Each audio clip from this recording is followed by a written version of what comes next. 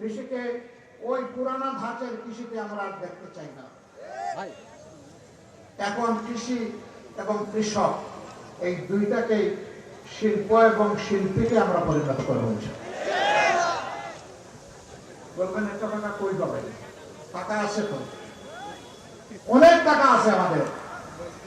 এই যে চুরেরা চুরি করে বাংলাদেশ থেকে 28 লক্ষ কোটি টাকা বিদেশে পাচার করেছে, আল্লাহ যেন তৌফিক দেন ওদের পেটের ভিতরে হাত ঢুকিয়ে সেই টাকা যেন নিয়ে আসতে পারে।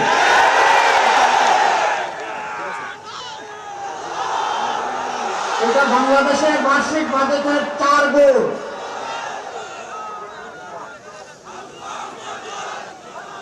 ওই বাজেট আমরা ফিরিয়ে আনার জন্য জান প্রাণ দিয়ে চেষ্টা করবো ইনশাআল্লাহ। কোন মামু খালুকে ছাড় দিয়ে কথা বলবো না। দেশের টাকা চুরি করে বিদেশে গিয়ে রাজার হালতে বসবাস করবেন, আমরা ঘুম হারাম করে দেব। ওদের শুধু সম্পদ নয়, এই চুরদেরকে দেশেও ফিরিয়ে আনা হবে ইনশাআল্লাহ।